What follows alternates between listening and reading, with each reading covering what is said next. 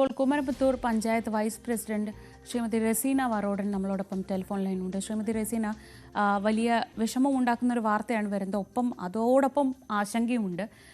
നിലവിൽ ഈ ഒരു 15 കിലോമീറ്റർ ചുറ്റളവിലാണ് ഇപ്പോൾ രണ്ടാമത്തെ കേസും കൂടെ വരുന്നത്. ആ ഭാഗത്ത് ഇപ്പോൾ ഇങ്ങനൊരു വാർത്ത വരുമ്പോൾ നിങ്ങൾക്കൊരു ആശങ്കയുണ്ടാവും, ഭീതി ഉണ്ടാവും. എങ്ങനെയാണ് പഞ്ചായത്തിൻ്റെ ഭാഗത്തുനിന്ന് ഈ ഒരു സമയത്തുള്ള പ്രവർത്തനങ്ങൾ എന്തൊക്കെയാണ് ഈ ഇദ്ദേഹത്തിൻ്റെ അസുഖബാധയുമായി ബന്ധപ്പെട്ട് നിങ്ങൾക്ക് അറിയാവുന്ന വിവരങ്ങൾ? ഞങ്ങൾക്ക് പ്രത്യേകിച്ച് വിവരങ്ങളൊക്കെ ഒന്നും ഉണ്ടായിട്ടുണ്ടായിരുന്നില്ല. ഞങ്ങൾ ഇന്നലെ രാത്രി ഹെൽത്ത് നിന്ന് വിളിച്ചപ്പോഴാണ് ഇതിന്റെ വിവരങ്ങൾ അറിയുന്നത്.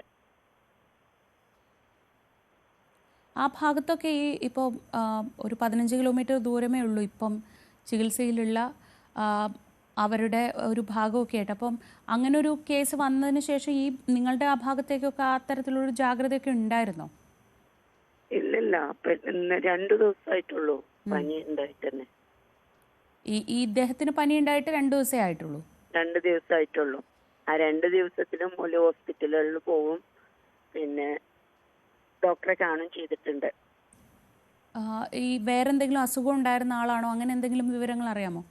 അറിയില്ല, അതിനെ പറ്റിയിട്ടൊന്നും അറിയില്ല. നിങ്ങളുടെ ഈ ഭാഗത്ത് ഈ വവ്വാലുകളുടെ സാന്നിധ്യമൊക്കെ ഉള്ള മേഖലയാണോ ഈ പഞ്ചായത്തിൽ? പഞ്ചായത്തില് 11ാം വാർഡിലുണ്ട് കുറച്ച്, പക്ഷെ ഇത് 10ാം വാർഡിലാണ് സംഭവം ഉണ്ടായിട്ടിട്ട്. പിന്നെ ഇയാള് ഇടക്കെന്തോ അട്ടപ്പാടി പോയി വരാറുണ്ട് ഇത്രേ. അവിടെ എന്തോ ഒരു ജോലി ആവശ്യത്തിനെ ഇടക്ക് അവിടെ പോയി വരാറുണ്ട്.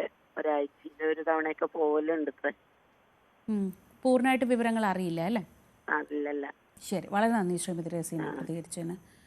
ഇന്നലെ രാത്രിയാണ് ഇങ്ങനെ ഒരു വിവരം പുറത്തു വരുന്നത്. അപ്പോൾ അതുകൊണ്ട് തന്നെ സ്വാഭാവികമായി അവർക്കുൾപ്പെടെ ഹെൽത്ത് ഡിപ്പാർട്ട്മെൻറ്റിൽ നിന്ന് ഇന്നലെ വൈകി ലഭിച്ച വിവരങ്ങൾ മാത്രമാണ് അറിയാവുന്നത്. ഒരുപക്ഷെ വരും മണിക്കൂറുകളിൽ നമുക്ക് കൂടുതൽ വിവരങ്ങൾ എടുക്കാൻ കഴിയും. എന്തായാലും പാലക്കാട് മണ്ണാർക്കാട് കുമരമ്പത്തൂർ സ്വദേശി കൂടി മരിച്ചു. അദ്ദേഹം ഇന്നലെയാണ് മരിച്ചത്. പ്രാഥമിക പരിശോധനയിൽ നിപ്പ ബാധ സ്ഥിരീകരിച്ചിരിക്കുകയാണ്. ഇനി വളരെ വിശദമായ പരിശോധന പൂനെയിലെ വൈറോളജി ലാബിലാണ് നടത്തുക. ആ ഫലം കൂടി വരേണ്ടതുണ്ട്. പക്ഷേ ഇതിപ്പോൾ രണ്ടാമത്തെ നിപ്പ മരണം